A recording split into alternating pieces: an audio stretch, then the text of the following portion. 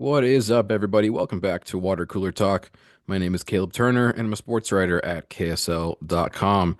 It is officially February. We've made it to the second month of 2025.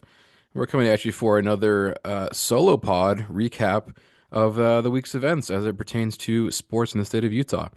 And to start that out, we're going to start off with a little off the court, off the field action because there was some big blockbuster breaking news in the NBA, in the Western Conference even, that involved the Utah Jazz yesterday, over the weekend. In fact, two trades that the Utah Jazz were involved with, and started early. The Jazz were the first ones to get the weekend started as far as trades go. The deadline's coming up this week for trades, so teams kind of getting a little more active.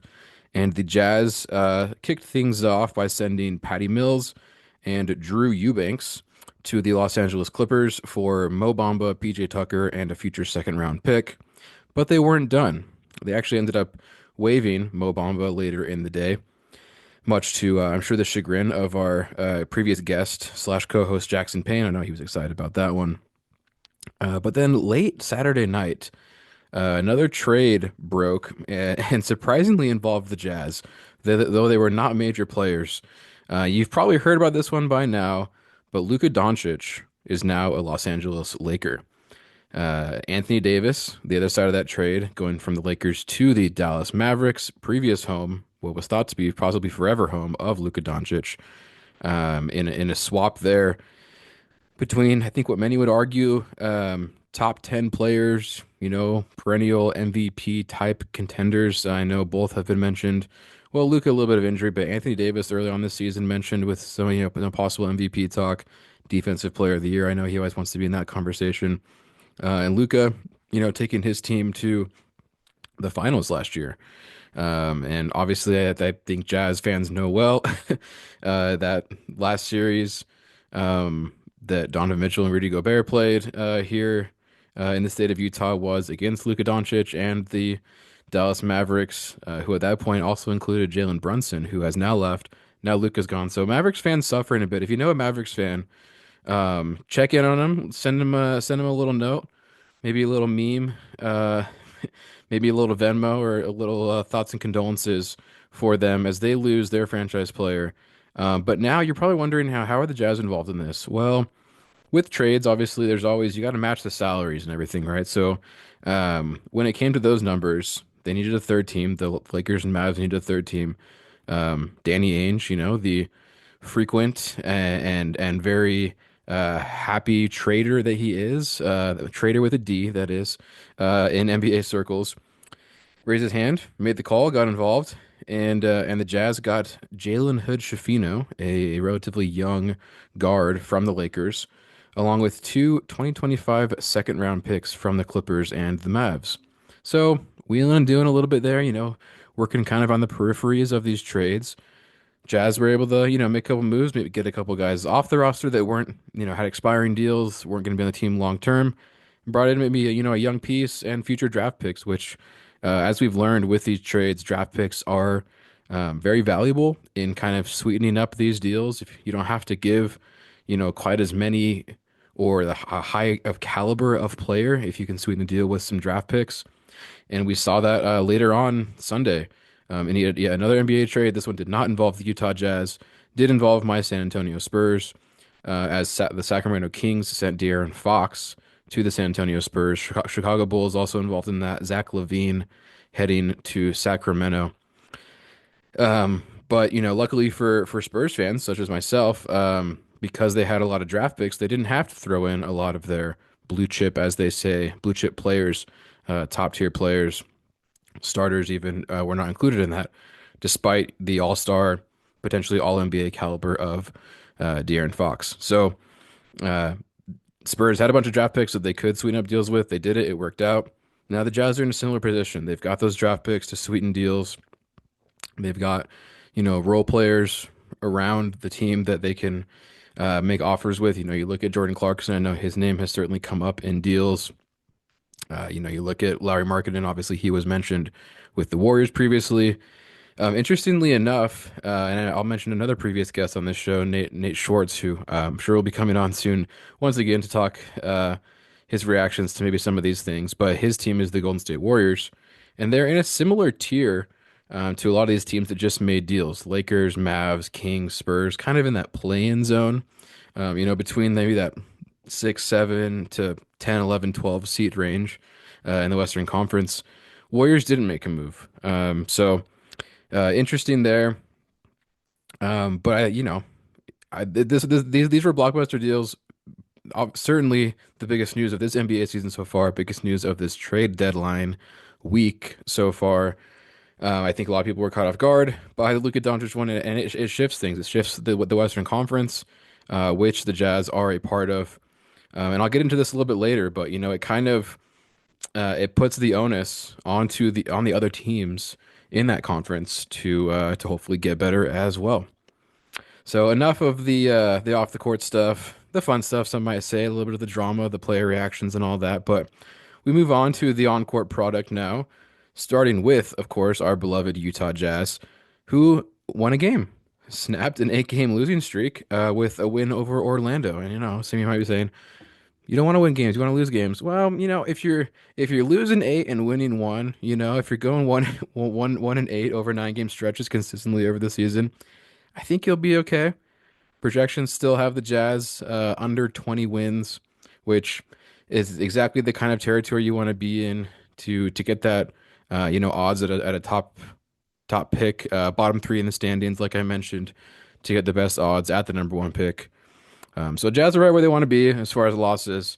Obviously, you can't continue to get wins like the one they got against Orlando, but I don't think that'll be the case based on what we've seen so far. Now that we are um, just past the halfway mark of the season, All-Star game coming up, and we'll be hitting that home stretch before you know it. So I wouldn't worry too much about that. But yeah, a little more in the Jazz and our winners and losers coming up. Moving on to the Utah Hockey Club. Also losing quite a few games, unfortunately. I know this has been a trend on this podcast and obviously in our coverage at KSL.com. Jazz and Hockey Club both kind of struggling to find consistent wins in their respective leagues. Hockey Club, 5 losses in a row, including 3 at home and 2 in overtime. So close losses, home losses, which is not what you want. Especially, with that home crowd, you want to be able to get over the edge, get over the hump in those clutch moments and be able to show out for them. Hasn't happened recently for the Hockey Club. We'll see if they can turn things around. Obviously hit by a couple injuries, most recently Logan Cooley, a great young winger attacking player, was announced with a long-term kind of indefinite timetable injury to him. So unfortunate they're having also lost their leading goal scorer, Dylan Gunther. So obviously, some issues to work through there. It's not all just guys not showing up. So we'll see what happens there. Moving on to a little bit of college hoops, BYU men's basketball. As we mentioned last week with Jackson, turning things around, now on a 4-game win streak for the Cougars with recent wins over Baylor in overtime at the Marriott Center against another potential lottery pick in VJ Edgecombe with the Baylor Bears. And then they went on the road and got another Big 12 road win, which they had struggled with early in the season at UCF in Florida. So really impressive stuff there. Igor Demon kind of finding his stride as the facilitator on the team, leading in assists. But then you got guys like Richie Saunders filling up the score sheet, and Keba Keita with the boards. So a lot of positive things happening there for the Cougars, and at a perfect time too, as we kind of ramp up toward March. You want to be peaking with some of your best basketball.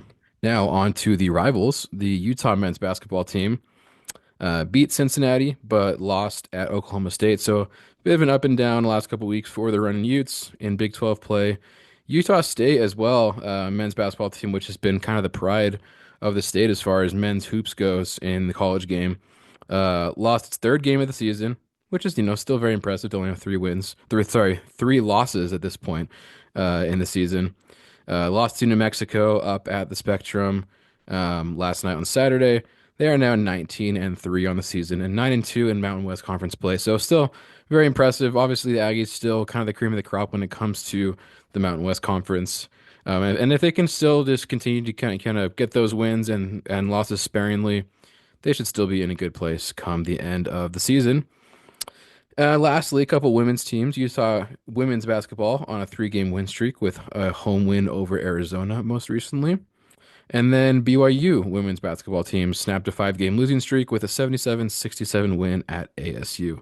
So overall, pretty solid week for the college hoops teams here, maybe with the exception of the Aggies, who almost a reverse situation where the Aggies were winning at the beginning of the season while everyone else was losing. So interesting how the tables turn a bit as the season wears on.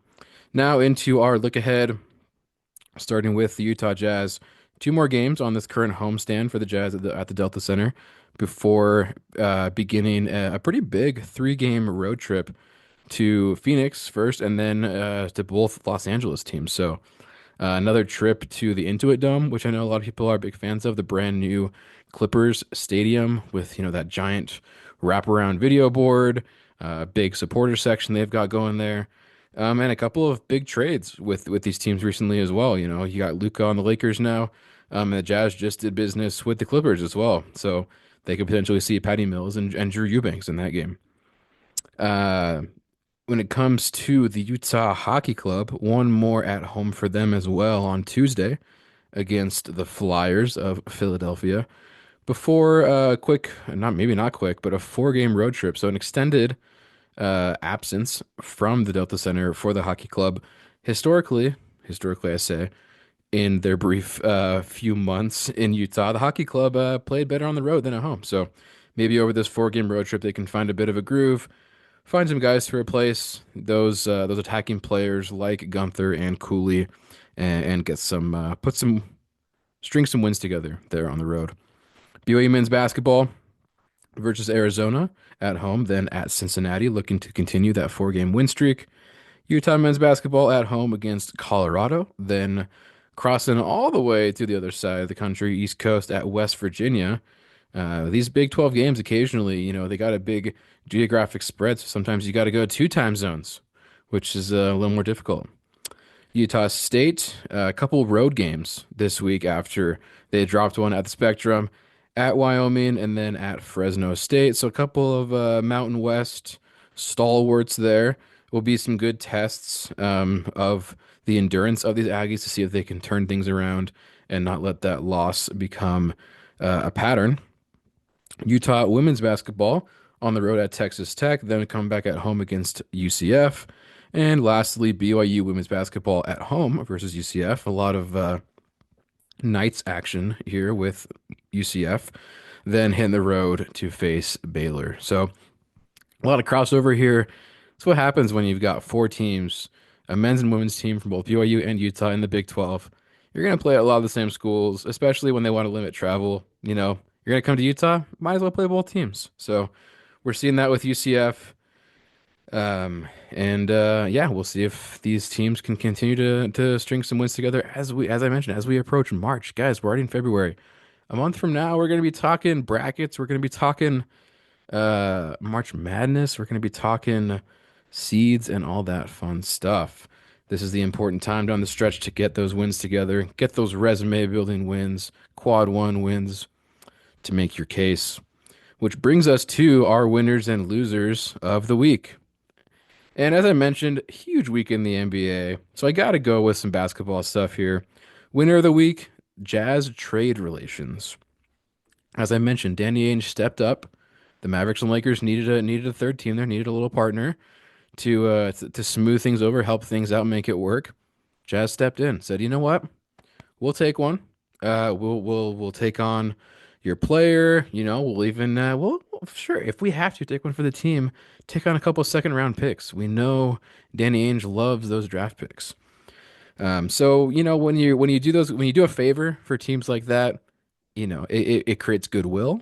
It improves those relations so that for the next time when the Jazz need a little help, when they need a little favor from the Lakers, from the Mavericks, who obviously are big players in the Western Conference, they might be more willing to help. Winner there. Shout out to the Jazz for not being afraid to get involved in what was potentially the biggest trade in NBA history. Most surprising trade in NBA history. And lastly, our loser slash losers, maybe plural of the week, Western Conference teams that did not get better. Obviously, I would say the Jazz fall in this camp. They are not actively trying to get better at the moment in this 2024-2025 season in hopes of securing Cooper Flag, top draft pick. Maybe one of those Rutgers guys, Dylan Harper, Ace Bailey, couple gems there. If you haven't been watching them, I would recommend start watching Rutgers because odds are they're going to be in the mix there for the Jazz, especially if I know, heaven forbid, if they don't get that number one pick. But yes, a couple teams got better. The Lakers got Luka Doncic, like I mentioned, a top 10 player, certainly, probably more like top five, maybe even a top three player. Perennial MVP contender. Lakers got better. They went younger, 25-year-old Luka as opposed to 31-year-old Anthony Davis. San Antonio Spurs got better, like I mentioned, got De'Aaron Fox, an all-star caliber point guard. Sacramento Kings, obviously, yes, they lost De'Aaron Fox, but they got Zach LaVine, one of the best scorers, one of the most athletic guards in the NBA. So teams are making moves. You got to be involved. I know the Jazz are involved, but even speaking of other teams, right? I know Bradley Beal with the Suns have been talked about a lot. I know the Warriors are trying to get guys, to prolong Steph's quote unquote title window or playoff window as it was. Clippers losing guys here and there. They lost Paul George in the offseason. Didn't really get anybody to replace him. So these teams, the Denver Nuggets, they've kind of stood pat quite a bit. If you're not making moves in the modern NBA, you're likely falling behind. So kudos to those that did get involved. Kudos to those teams that got better. You're putting the pressure on. You're making it more difficult to not only make the playoffs in the Western Conference, but to go far because you got to have the depth, you got to have the stars. I've heard this said before, and I think I agree with it. In a 7-game series, it's all about who the best player on the floor is. If you have the better player, odds are you'll go farther. And the Lakers having LeBron James and Luka Doncic on the same team, odds are they'll have the best player on the court in many of those playoff series. So it's something to think about there. Certainly a bit of a different episode here for us. A lot of maybe off the court talk, but I'm trying to spice things up a bit, make it a little more interesting for you guys. But I appreciate you tuning in, and we'll catch you guys next week.